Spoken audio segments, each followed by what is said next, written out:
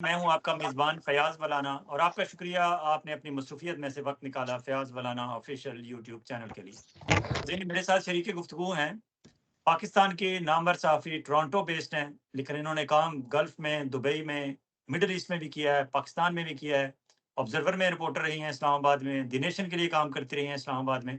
और इन दिनों हमारी खुशकिस्मती टोरंटो वालों की कि ये टोरंटो होती हैं और यहाँ आप इन्हें 770 एएम रेडियो पे रोज़ाना शाम को 5 से 6 बजे के करीब ये खबरें देती हैं और थोड़े से वक़्त में इतनी ढेर सारी खबरें दे देती हैं कि एक बार जो इनकी खबरें सुन लेता है बंदा, वो फिर दोबारा शाज़िया मलिक को ढूँढता ही रहता है। अस्सलाम वालेकुम शाज़िया, कैसी हैं आप? जी, जी, मैं बिल्कुल ठीक हूँ फ़याज़ भाई। आप खैरियत से हैं? बिल्कुल ठीक, अल्हम्दुलिल्लाह। आप मेरे आपसे बात दोस्त को भूल जाते हैं, उन्होंने मेरे से बड़ा एक एतराज़ का वो भेजा है। उन्होंने कहा है कि तुम फ्रंटियर पोस्ट के लिए भी लिखती रही हो, फ़याज़ भाई उसका ज़िक्र नहीं करते। क्यों मुझे पसंद नहीं करते थे? आपको पता ही है ना, वो ज़फ़रुल्लाह जो थे, वो ब्यूरो बिल्कुल, चीफ होते बिल्कुल, थे उसके ज़फ़रुल्लाह बाद। खान भाई हैं अपने, बिल्कुल हाँ, मेरे साथ बिल्कुल, राब्ते में हैं तो वो।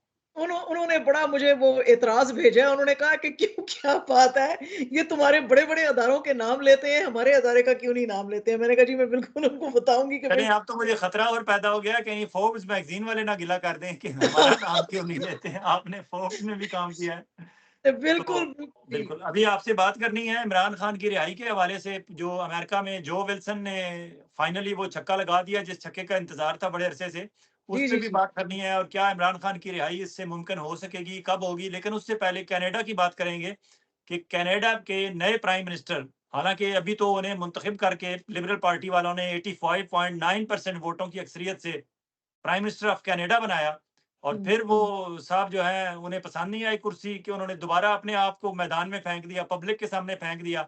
अब पब्लिक की मर्ज़ी है कि उन्हें वोट दें या ना दें।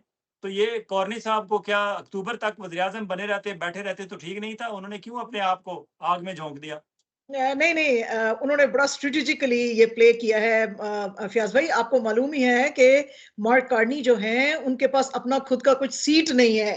तो अगर ये रिज़्यूम कर लेते पार्लियामेंट और उसमें पार्लियामेंट में आ जाते, तो ऑपोज़िशन ये डिबेट शुरू कर देती कि भई इनके पास तो सीट भी नहीं है एक भी, तो इसको बिल्कुल। कैसे आपने प्राइम मिनिस्टर बनाया है?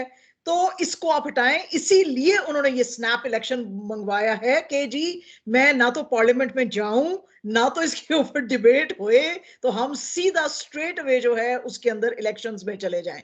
तो ये उनका बड़ा जबरदस्त स्ट्रेटेजिक मूव है और आप देखिए कि जब से वो आए हैं 9 डेज में उन्होंने कितने बड़े बड़े जो है अनाउंसमेंट्स कर दिए। आपको पता ही है कि लिबरल पार्टी में जो बेचारे ट्रूडो साहब थे वो फंस गए थे, ये जो इनका कार्बन टैक्स इन्होंने अनाउंस किया था और उसमें इनकी बिल्कुल रजामंदी उस वक्त शामिल थी, लेकिन इन्होंने खुद ने आके इमीडिएटली कहा है कि जी हम बिल्कुल कट कर रहे हैं इस टैक्स को। वो जो कहता था ना पीए पॉलिएफ भी कि जो है वो इसको कट करो, कट द टैक्स, तो वो उन्होंने उससे पहले ही कर दिया है, अपनी पॉलिसी में अनाउंस कर दिया है और भी बहुत सारे गुडीज जो है उन्होंने अनाउंस कर दिए हैं। तो और है भी बड़ी वो स्ट्रांग पर्सनालिटी और उन्होंने कहा है जी के रिपोर्टर्स ने उनसे पूछा कि भाई आप ट्रंप साहब से बात कब करेंगे? उन्होंने कहा जी जब वक्त अप्रोप्रिएट होएगा तब मैं बात करूंगा। तो वो अपना स्टेचर एक दिखा रहे हैं और ये भी बता रहे हैं कि हम को वो जो उन्होंने वो जो अब ट्रेड खोल दी है सारे प्रोविंसेस के बीच में और उन्होंने कहा जी कि ठीक है ट्रंप साहब अगर हमारे साथ ट्रेड नहीं कर रहे हैं तो एटलीस्ट ये जो बैरियर्स हमारे बीच में थे प्रोविंसेस के बीच में इनको खत्म कर देना चाहिए और ट्रेड को जरा और लिबरलाइज करना चाहिए, लेकिन उसमें इनके लिए बहुत ज्यादा प्रॉब्लम्स क्रिएट कर रही हैं डैनियल स्मिथ जो है अल्बर्टा की प्रीमियर, और वो जा जाके मिलती हैं ट्रंप साहब से और वो ये शायद कोशिश करती हैं कि जी मेरे अल्बर्टा के ऊपर ना आप टैरिफ्स लगाओ, बाकी कनाडा पे आपको लगाने हैं तो लगाओ। बल्कि ये आज बड़ा ही इंटरेस्टिंग एक वाकया भी हुआ कि मैं आज प्रेस कॉन्फ्रेंस थी इनकी पीए पॉलिएफ साहब की, तो मैं उसमें गई हुई थी और ये मैं आपके प्रोग्राम में एक तो बड़ा रेवलेशन भी देने वाली हूँ, जी, जी। लेकिन उससे पहले मैं बता दूं कि वहां पे जब ये डिस्कशन हुआ है तो उनसे पूछा गया कि कार्नी साहब तो ऑलरेडी बहुत कुछ आप गुडीज दे चुके हैं, तो आपके लिए क्या स्पेशल है? तो उन्होंने कहा जी कि कार्नी साहब वैसे ही है जैसे ट्रूडो साहब हैं। तो लोगों ने कहा कि नहीं वो ट्रूडो साहब से डिफरेंट है, क्योंकि जो जो ट्रूडो साहब की पॉलिसीज जिसपे के लोग नाराज थे उसको तो सबको उन्होंने रिवर्स कर दिया है और डेंटल केयर वगैरह जो है उसको भी बहुत ज्यादा बढ़ा दिया, 65 तक के अब लोग कर सकते हैं, पहले वो थोड़ा सा था, तो वैसे तो नहीं है। लेकिन जो मैं आपको ब्रेकिंग न्यूज आपके प्रोग्राम में मैं देने लगी हूं, आज बहुत ही खतरनाक उन्होंने एक जो है वो पॉलिसी अपनी पेश की है पीए पॉलिएफ साहब ने। वहां पे एक ज्यूइश जो थी वो जर्नलिस्ट आई हुई थी, और उन्होंने उनसे पूछा कि भाई ये लिबरल पार्टी का तो प्यार ही खत्म नहीं हो रहा है पैलेस्टाइन के साथ, ये तो उनको पैसे देते जा रहे हैं, और UNRWA जो है उसको अभी भी इन्होंने अनाउंस किया है, मेलेनी जोली जो फॉरेन अफेयर्स मिनिस्टर है और मार्क कार्नी ने उसको ओके किया है, तो आप क्या करोगे? नाउ दिस इज डिजास्टर जो उन्होंने आज किया। उन्होंने कहा जी कि मैं जैसे ही प्राइम मिनिस्टर बनूंगा मैं अनफंड करूंगा UNRWA को। तो अच्छा। आप सोचिए कि अब ये बात जैसे ही बाहर आएगी तो जितना मुस्लिम वोटर है उसको तो इन्होंने नाराज कर दिया है।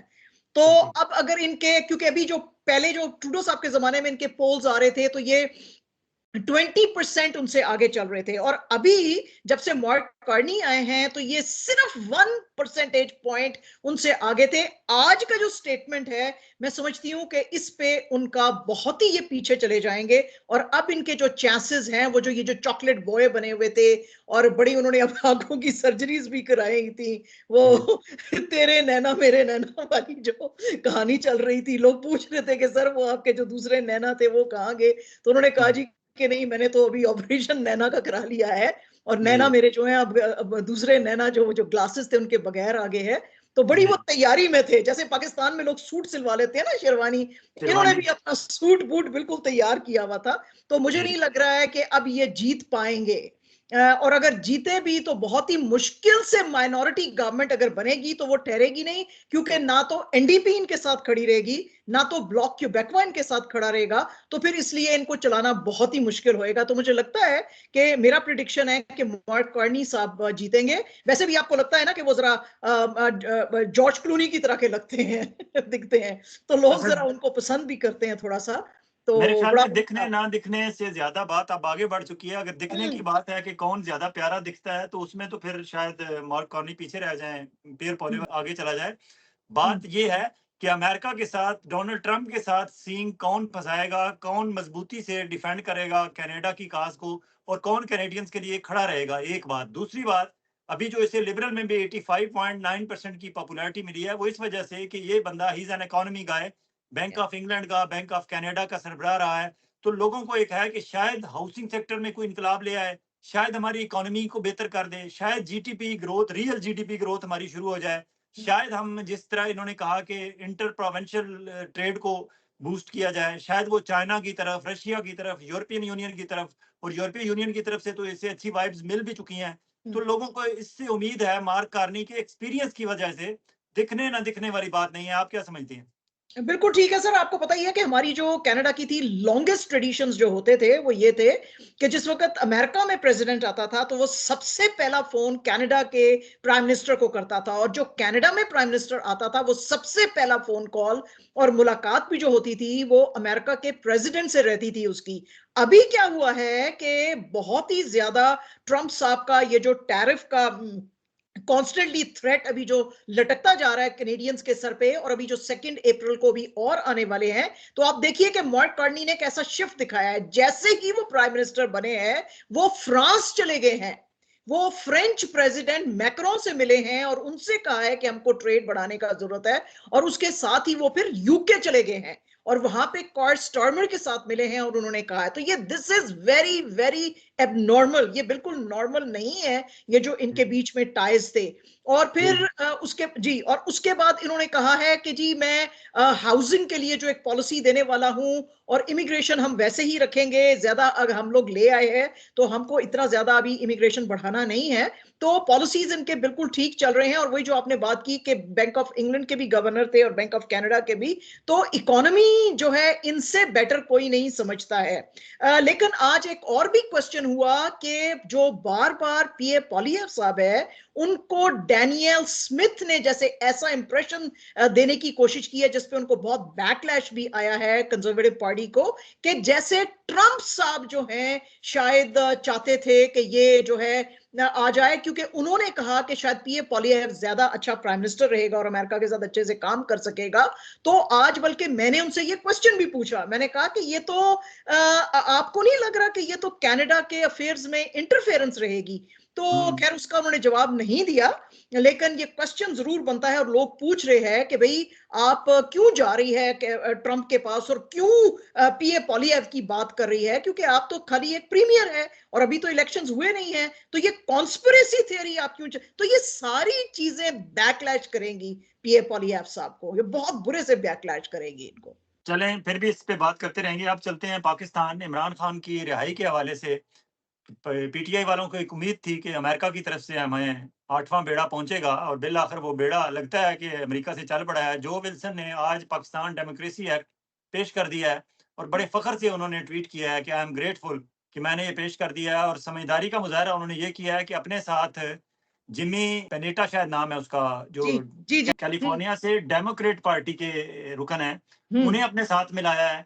और अब अगर ये खुद असिस्टेंट चीफ व्हिप हैं रिपब्लिकन के, तो इसका मतलब है रिपब्लिकन के सारे लोगों को तो ये खींच के ले आएंगे वो इस बिल के हक में वोट डालने के लिए।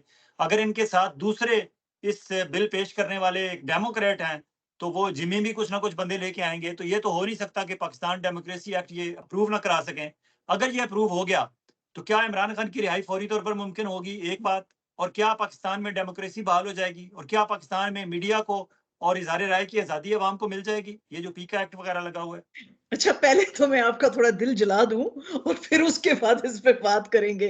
इस पे दिल ये मैं आपका जला रही हूं कि जैसे ही ये उन्होंने अनाउंस किया ये डेमोक्रेसी एक्ट, हुसैन हक्कानी साहब का उसके ऊपर फौरन जवाब आ गया और हुसैन हक्कानी साहब ने कहा नहीं नहीं, ये कोई इमरान खान को छोड़ेंगे नहीं, और ये तो उनका ध्यान अभी उस तरफ नहीं है, और ये क्यों इस तरह सोच रहे हैं कि जी ट्रंप साहब इनको छुड़वाएंगे। तो पहले तो ये मैंने कहा आपको जरा पानी डाल दूं आप पे ठंडा, फिर उसके बाद इस पे चलते हैं। हाँ जी बिल्कुल। लेकिन ये हुसैन हक्कानी साहब तो फौरी तौर पर रिएक्ट करते हैं। शायद उनकी ये ड्यूटी लगी हुई है कि आपने फौरी डिफेंड करना है इस मैंडेट चोर हुकूमत को। लेकिन हुसैन जी हक्कानी साहब जैसों का ख्याल रखने के लिए इस पाकिस्तान डेमोक्रेसी एक्ट में 180 दिन का टाइम भी दिया गया है। 6 जी महीने बहुत होते हैं डिसाइड करने के लिए कि नए इलेक्शन में जाना है, इमरान खान को जमानतें करानी है तो कहाँ से करानी है, किस तरह कौन सी अदालत से उसे माफी मिलनी है, क्या होना है। पूरा टाइम लाइन दी गई है कि 180 दिन है आपके पास, इसके अंदर अंदर अपने मामला ठीक कर लें, वरना हमारा अमरीकी कुल्हाड़ा आपके सर पे आया क्या आया।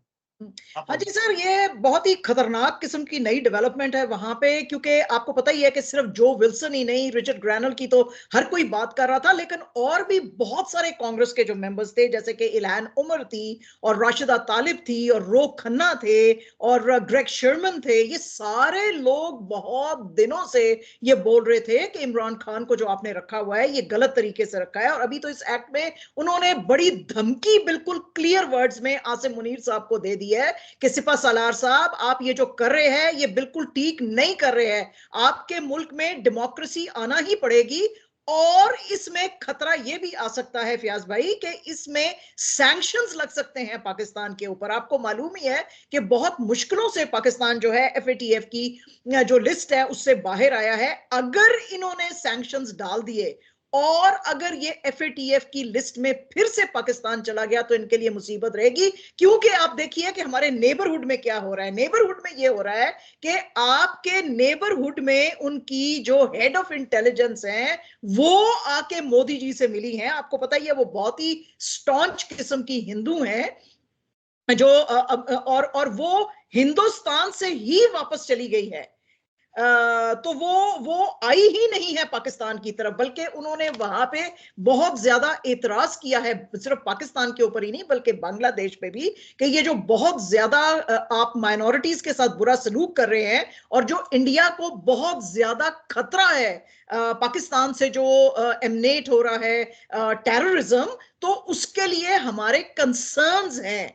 तो अगर ये तुलसी गैबट जो है अगर इस तरह के बयान दे रही है, इसका मतलब है कि वो वापस जब जाएगी ट्रंप एडमिनिस्ट्रेशन के पास तो वो पाकिस्तान का ये वाला पिक्चर भी देगी। सिर्फ जो विल्सन जो बोल रहे हैं कि वहां पे डेमोक्रेसी खराब हो रही है और इमरान खान को इन्होंने दीवार से लगाया हुआ है और उसकी पार्टी को लगाया हुआ है और बिल्कुल डेमोक्रेसी नहीं चला रहे हैं, दूसरी तरफ से तुलसी गैबट भी उनको जाके बोलेगी कि भाई वहां से तो टेररिज्म हो रहा है और वो रीजन के अंदर सारा डिस्टेबलाइज हो रहा है। और इसीलिए आपको मालूम है कि सिपा सलार साहब जो हैं हमारे, वो चाह रहे थे कि जी ये सारे का सारा ब्लेम अफगानिस्तान के ऊपर डालें और ये सेंट कॉम वगैरह का फिर से प्यार इनकी तरफ आ जाए और वो उनको मोहब्बत की निगाह से देखें, हैं जी, अपना स्वैग दिखा रहे थे थोड़ा, तो उन्होंने कहा जी कि हम भी अपना स्वैग दिखा लें, तो वो स्वैग तो दिखाया उन्होंने, लेकिन अमेरिका कुछ इतना इंप्रेस नहीं हुआ। हालांकि लेकिन अभी इसमें एक जो बड़ा मेन पॉइंट है कि ये जो एक्ट लेकर आए हैं ये तो बहुत ही इंपॉर्टेंट है, लेकिन अगर ट्रंप साहब मुझे लग रहा है कि बहुत फंसे हुए हैं अभी